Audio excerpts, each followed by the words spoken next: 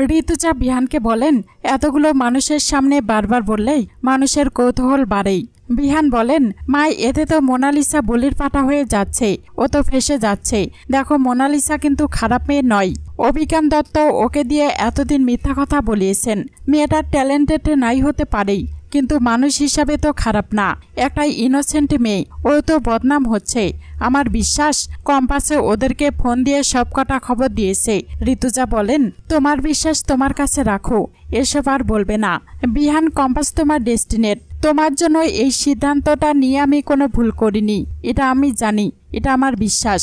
এদিকে মোনালিসা বিহানকে বলেন, সবাই আমাদেরকে খুব বদনাম করেছে বিহান। কম্পাসে সব সত্যিটা বলে দেওয়ার পর থেকে সব রিপোর্টাররা শুধু আমি কতটা ফ্রড সেটাই দেখাচ্ছে। আমি জানি যে আমি ভুল করেছি, বিশ্বাস করো। হয়তো শুধু ট্যালেন্টেড জেনে তুমি আমাকে ভালোবেসেছিলে। আমি তোমাকে কোনোদিনও ভুলতে পারবো না বিহান। তবে এই অপমানের জীবন আমি রাখতে পারবো কিনা আমি জানি না। আমি বুঝতে পারছি না আমার কি করা উচিত। বিহান মুক্তিকে বলেন, ফুলসজ্জা ওই মেয়েটার সাথে মা এটা কি করে করতে পারলো মুক্তি মাসি? আমি আমার ঘর কারোর সঙ্গে শেয়ার করতে পারবো না। আমার এই প্রাইভেসি নষ্ট হবেই। চারদিকে আমার জিনিসপত্র সরানো ছেটানো আছে। ও এটাই হাত দেবে, ওটাই হাত দেবে, তারপর যা কথা বলেই আমার কান ঝালাপালা করে দেবেই। মুক্তি বলেন, বিহান ঋতু যখন বলেছে সব নিয়মগুলো নিয়মের মতো করে পালন করবেই, তার মানে করতে হবেই। আরে বাবা, তুই তো রাজিও হয়েছিস, তাই না বল? তাহলে তোকে সেটা করতেই হবেই। বিহান বলেন, ফুলসজ্জায় ইম্পসিবল। মুক্তি বলেন, বিহান জাস্ট একটা রাতের ব্যাপারই তো। বিহান, যেটা হয়েছে সেটা তোর আর কম্পাসের ডেস্টিনেশনে ছিল।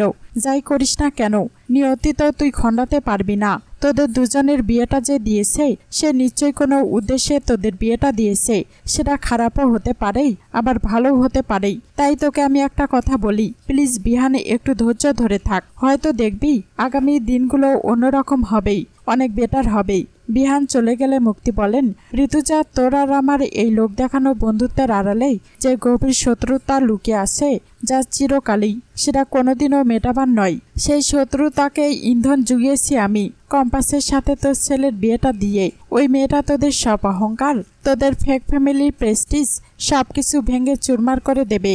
কম্পাসে বিহানকে বলেন, আপনি যে আমার কি উপকার করলেন, আপনার এই ঋণ আমি জীবনও শোধ করতে পারবো না। কিন্তু এই গয়নাগুলো বিক্রি করলেই আপনি আপনার টাকাটা পেয়ে যাবেন। আমার কাছে এগুলো যতক্ষণ আছে ততক্ষণ আমি এগুলো দিয়েই মায়ের ট্রিটমেন্ট করতে চাই। বিহান বলেন, তোমার এই গয়নার না আমার কোনো প্রয়োজন নেই। আমি এসেছি শুধু মানবিকতার খাতিরেই। আমি তো কিছু জানতাম না। কেউ তো আমাকে বেরোনোর আগে একবার বলার প্রয়োজন বোধ করেনি যে তার মায়ের ক্রিটিক্যাল কন্ডিশন।